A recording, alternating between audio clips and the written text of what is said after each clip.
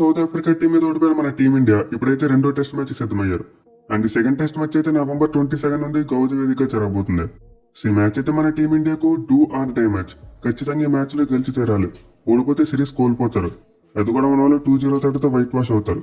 Even draw చేసుకున్నా సరే మన వాళ్ళు సిరీస్ గెలవరు, 1-0 తేడాతో ఓడిపోతారు. సో మన టీమిండియా సిరీస్ ను డ్రా చేయాలనుకుంటే ఖచ్చితంగా ఈ మ్యాచ్ లో గెలిచి తీరాలి. మరి ముఖ్యంగా ఫస్ట్ టెస్ట్ మ్యాచ్ లో ఓడిపోయిన తర్వాత WTC పాయింట్స్ టేబుల్ మన ప్లేస్ కింద పడిపోయింది. సౌత్ ఆఫ్రికా వాళ్ళు సెకండ్ వెళ్ళిపోతే మన వాళ్ళు 4th వచ్చేసారు. సో దీంతో మన వాళ్ళకి ఫ్యూచర్ లో WTC ఫైనల్ కు క్వాలిఫికేషన్ ఇబ్బందికరంగా మారకూడదు అనుకుంటే ఖచ్చితంగా ఈ మ్యాచ్ లో గెలవాలి. అలా కాకుండా ఈ మ్యాచ్ లో కూడా ఓడిపోతే ఆ తర్వాత WTC ఫైనల్ కి వెళ్ళడం చాలా క్లిష్టంగా మారిపోద్ది. సో మన వాళ్ళు ఈ మ్యాచ్ ను హోమ్ సాల్ మీద పరువు కాపాడుకోవడం కోసం మాత్రమే కాదు, WTC ఫైనల్ క్వాలిఫై అయ్యేందుకు కూడా గెలిచి తీరాలి.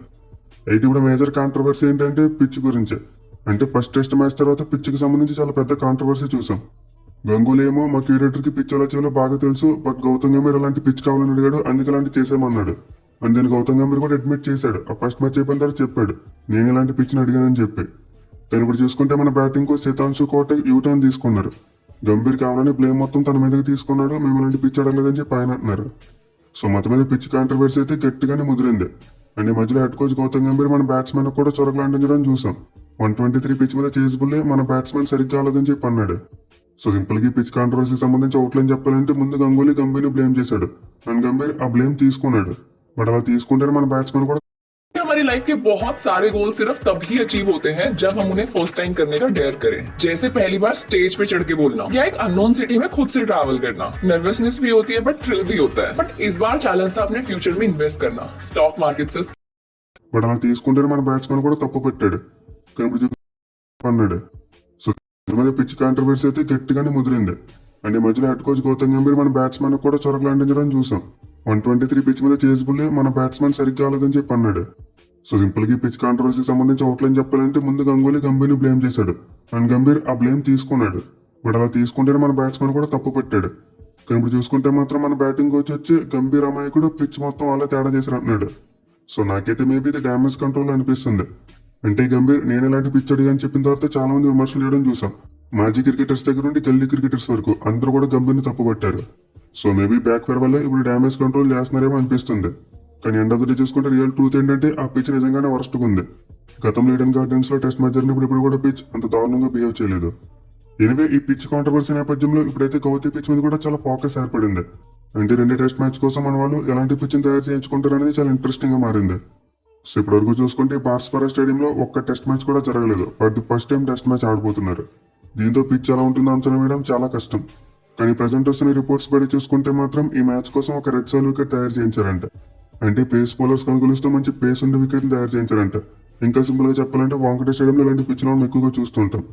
సో అలాంటి రెడ్ సాల్ వికెట్ ని ఈ మ్యాచ్ కోసం ప్రిపేర్ చేయించారంట. ఇన్ఫాక్ట్ రీసెంట్ గా సోషల్ మీడియాలో పిచ్ కి సంబంధించి కొన్ని ఫొటోస్ కూడా వచ్చాయి. అండ్ అందులో చూసుకుంటే పిచ్ మీద గ్రాస్ కనిపిస్తుంది.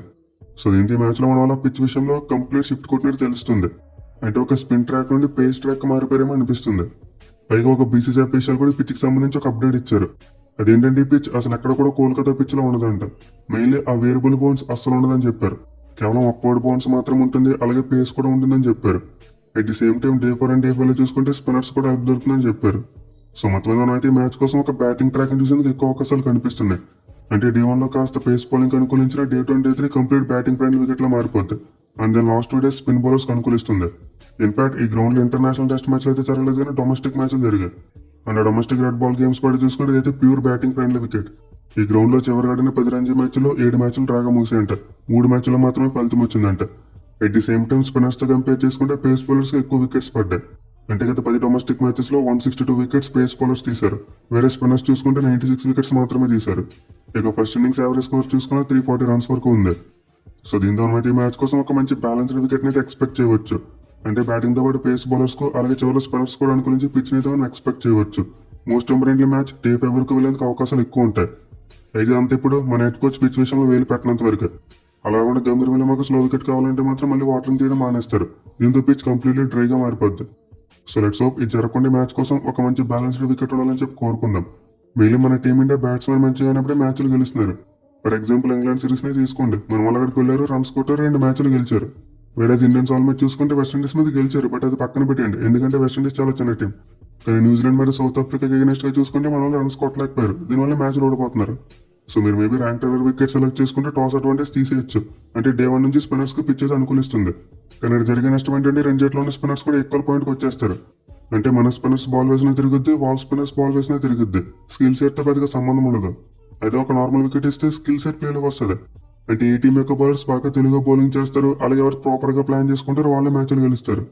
సో టెస్ట్ మ్యాచ్లు గెలవాలంటే తనకు కావాల్సింది పేషెన్స్ మాత్రమే. అలా కాకుండా ర్యాంక్ టెన్నర్స్ ఇస్తాం 3 రోజుల మ్యాచ్ ఒకటేస్తామంటే మొదటికే మోసం వస్తుంది. పర్టికులర్ గా మన టీమిండియా బ్యాట్స్మెన్ యావరేజెస్ విపరీతంగా పడిపోతాయి. సో గంభీర్ కోచ్ గా రాకముందు వరకు చూసుకుంటే మన ఇండియన్ పిచ్చెస్ మంచిగానే ఉండేవి. అంటే కనీసం డే 4 వరకు అయినా సరే మ్యాచ్లు వెళ్ళేవి. అలాగే మన బ్యాట్స్మెన్ ఎవరో ఒకరు సెంచరీలు కొట్టేవారు. మేము లాస్ట్ ఇయర్ ఇంగ్లాండ్ జరిగిన 5 టెస్టుల సిరీస్ నే తీసుకోండి. ఫస్ట్ టెస్ట్ మ్యాచ్ లో మన వాళ్ళు ఓడిపోయారు. బట్ స్టిల్ అలా అని చెప్పి మన వాళ్ళు నెక్స్ట్ మ్యాచ్ నుంచి పిచ్చెస్ విపరీతంగా మార్చలేదు. Almost same kind of pitches ఉంచారు, బట్ పెర్ఫార్మెన్స్ పెంచారు. వేరేస్ గంభీర్ హెడ్ కోచ్ వచ్చిన తర్వాత దగ్గర నుండి చూసుకుంటే మన వాళ్ళు ఎక్కువగా ర్యాంక్ టెన్నర్ వికెట్స్ మీద మ్యాచ్లు ఆడుతున్నారు. సో ఇప్పటికైనా మన టీం మేనేజ్మెంట్ పద్ధతి మార్చుకుంటే బాగుంటుంది. ఒక టెస్ట్ మ్యాచ్ 3 రోజుల్లో గెలిచినా లేకపోతే చివరి సెషన్లో గెలిచినా ఒకేలా పాయింట్స్ ఇస్తారు. త్వరగా గెలిచేస్తే ఎక్కువ పాయింట్లు ఇస్తారా, లేట్గా గెలిస్తే తక్కువ పాయింట్లు ఇస్తారని లేదు.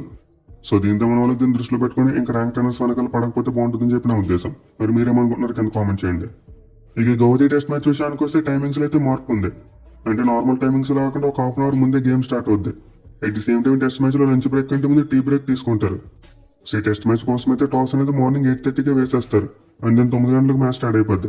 ఇక తర్వాత చూసుకుంటే 11 గంటలకి టీ బ్రేక్ ఇస్తారు. అండ్ దెన్ 1:20కి లంచ్ బ్రేక్ ఇస్తారు. అసలు ఎందుకంటే అస్సాంలో సన్ రైజ్ త్వరగా అవుద్ది, అలాగే సన్సెట్ ఇంకా తొందరగా అయిపోద్ది. అంటే 4 అయినప్పటికీ చీకటిపోద్ది. దీంతో వెలుగున్నప్పుడు ఎక్కువ ఓవర్లు వేయాలని చెప్పి టైమింగ్స్ అయితే మార్చేశారు. సో దీనికి టెస్ట్ మ్యాచ్ లెవెల్లో చూడాలనుకునే వాళ్ళు ఒక హాఫ్ అన్ అవర్ ఎర్లీగా నిద్రలేవండి. ఇక వెదర్ రిపోర్ట్ విషయానికి వస్తే మ్యాచ్ వర్షం పడడానికి ఏమీ కనిపించట్లేదు. డే 1లో ఒక 20% వర్షం చూపిస్తున్నప్పటికీ అది మోస్ట్లీ నైట్ టైమే. సో దీంతో మోస్ట్ లైక్లీ మ్యాచ్ లో ఎలాంటి రెయిన్ బ్రేక్స్ ఉండకపోవచ్చు. ఇక ప్లేయింగ్ 11 విషయానికి వస్తే సౌత్ ఆఫ్రికా టీం తమ ప్లేయింగ్ 11లో ఎలాంటి మార్పు చేయకపోవచ్చు. ఎందుకంటే వాళ్ళకి రబాడ్ ఇంకా ఫుల్ గా ఫిట్ అయినట్టు కనిపించట్లేదు. ఈవెన్ వాళ్ళ ఆప్షన్స్ ఓపెన్ గా ఉంచుకున్నప్పటికీ ఇంకా ఎలాంటి అప్డేట్ లేదు. రబాడ ఫిట్ అయ్యని చెప్పి అప్డేట్ లేదు. దీంతో South Africa team unchanged playing 11తో వచ్చేందుకు ఎక్కువ ఛాన్సెస్ ఉంటాయి. ఈవెన్ వాళ్ళు చేంజ్ చేయాలనుకున్నా సరే లూజ్ స్పాట్ ఏమీ కనిపించట్లేదు. అంటే లాస్ట్ మ్యాచ్ లో కార్బిన్ బాష్ మరి మార్క్ ఆండర్సన్ ఇద్దరు మంచిగానే ఆడారు. దీంతో రబాడ లేకపోతే వేరే పేస్ బౌలర్ ఎవరిని తీసుకొచ్చినా సరే వియాన్ మాల్డర్ ప్లేస్ లో తీసుకురావాలి. కనాల్ చేయడం వల్ల వాళ్ళ బ్యాటింగ్ డెప్త్ తగ్గిపోద్ది. సో దీని మ్యాచ్ కోసం సౌత్ ఆఫ్రికా టీం వాళ్ళ ప్లేయింగ్ 11లో ఎలాంటి మార్పులు చేయకపోవచ్చు. ఇక మన టీం ఇండియా విషయానికి వస్తే డెఫినెట్లీ మార్పులు జరుగుతాయి. మళ్ళీ మన కెప్టెన్ శుభ్మన్ గిల్ ఈ మ్యాచ్ నుంచి అయితే ఆల్మోస్ట్ రూల్ అవుట్ అయిపోయినట్టే. ఇంకా అఫీషియల్ కన్ఫర్మేషన్ అనేది కానీ మాక్సిమం రూల్ అవుట్ అయిపోవచ్చు. ఎందుకంటే శుభ్మన్ గిల్ కానీ ఎక్స్ప్రెషన్ రికరింగ్ గా వస్తుందంట. అంటే తగ్గిపోయిందని గేమ్ ఆడటం స్టార్ట్ చేస్తే మళ్ళీ వచ్చేస్తుందంట. దీంతో అతను ప్లేయింగ్ లోకి తీసుకుని రిస్క్ చేయకపోవచ్చు. ఒకవేళ అతను ఆడిస్తే మళ్ళీ అతను మధ్యలో వెళ్ళిపోతే మనకు ఒక బ్యాట్స్మెన్ షార్ట్ అయిపోతాడు. సో మోస్ట్లీ 2 టెస్ట్ మ్యాచ్లు అయితే శుభ్మన్ గిల్ ఆడ్డు. దీంతో మ్యాచ్ లో మన టీం ఇండియాని రిషబ్ పంత్ లీడ్ చేస్తాడు. అండ్ యాజ్ ఎ కెప్టెన్ గా చూసుకుంటే అతనికి ఫస్ట్ టెస్ట్ మ్యాచ్ కాబోతుంది. ప్రీవియస్ అతను ఇప్పుడు కూడా అఫీషియల్ గా ఫస్ట్ నుంచి ఒక టెస్ట్ మ్యాచ్ కి క్యాప్టెన్సీ చేయలేదు. కోల్కతా మ్యాచ్ లో క్యాప్టెన్సీ చేశాడు కానీ అది అఫీషియల్ కాదు. ఆ మ్యాచ్ కు అఫీషియల్ రికార్డ్ లో చూసుకుంటే కెప్టెన్ గా శుభ్మన్ గిల్ ఉంటాడు. ఇక శుభ్మన్ గిల్ ప్లేస్ లో ప్లేయింగ్ లోకి సాయి సుదర్శన్ వచ్చింది ఎక్కువ అవకాశాలు కనిపిస్తున్నాయి. అండ్ అతని బ్యాటింగ్ పొజిషన్ చూసుకుంటే మోస్ట్ లైక్లీ నెంబర్ 4 లో ఆడొచ్చు. ఎందుకంటే గత మ్యాచ్ లో సుందర్ నెంబర్ 3 లో మంచిగానే పెర్ఫార్మ్ చేశాడు. దీంతో మళ్ళీ అతను పొజిషన్ మార్చరేమో అనుకుంటున్నా. ఒకవేళ మారిస్తే చాలా ఫూలిష్నెస్ అవుద్ది. ఎందుకంటే ఇప్పటికే ఉన్న వాళ్ళు నెంబర్ 3 స్పాట్ విషయంలో చాలా అంటే చాలా మార్పులు చేస్తున్నారు. ఐ థింక్ లాస్ట్ ఇయర్స్ లో 8 డిఫరెంట్ బ్యాట్స్మెన్ ట్రై చేశారు. సో దీంతో 10 మార్పులు చేశాకంటే అలానే సుందర్ అనుకున్నారు కాబట్టి సుందర్ని కంటిన్యూ చేయండి. ఆర్ఆర్స్ మళ్ళీ సుదర్శన్ ఆడిస్తే కన్ఫ్యూజన్ క్రియేట్ అవుద్ది. ఇక దీంతో పాటు మన టీమిండియాలో మరో మార్పు కూడా జరిగేందుకు అవకాశం కనిపిస్తుంది. అదేంటంటే 2 టెస్ట్ మ్యాచ్ కోసం నితీష్ కుమార్ రెడ్డిని వెనక్కి తీసుకొచ్చారు. సో దీంతో most like Akshar Patel place లో నితీష్ కుమార్ రెడ్డి ఆడేందుకు చాలా ఎక్కువ ఛాన్సెస్ ఉంటాయి. ఎందుకంటే ఈ మ్యాచ్ ఆడబైపించి ఒక రెడ్ సాల్ వికెట్ అని ముందే చెప్పుకున్నాం. దీంతో 3 సీమ్ బౌలింగ్ ఆప్షన్ అవసరం పడుతుంది. At the same time Nitish ఆడిపోతే లెఫ్ట్ హ్యాండ్ బ్యాట్స్మెన్ మరీ ఎక్కువ అయిపోతారు. అంటే టోటల్ 7 మెంబర్స్ అయిపోతారు. సో లాస్ట్ మ్యాచ్ లో 6 ఉన్నందుకే సైమన్ ఆర్మర్ ఏ రేంజ్ లో డిస్ట్రాయ్ చేశాడు మనం చూసాం. దీంతో ఈ మ్యాచ్ లో మరి లెఫ్ట్ హ్యాండ్ బ్యాట్స్మెన్ పెంచే కంటే నితీష్ కుమార్ రెడ్డిని తీసుకొస్తేనే బాగుంటుంది. సో ఈ మ్యాచ్ కోసం అయితే మన టీమిండియా ప్లేయింగ్ లో ఈ 2 మార్పులు జరగవచ్చు. ఎనివే మరోసారి టెస్ట్ మ్యాచ్ లో 2 జట్ల మధ్య మంచి పోటీని అయితే ఎక్స్పెక్ట్ చేయవచ్చు. అంటే south Africa team first test match లో అయితే కంబ్యాక్ చేసిందో ఈ మ్యాచ్ కూడా అలాంటి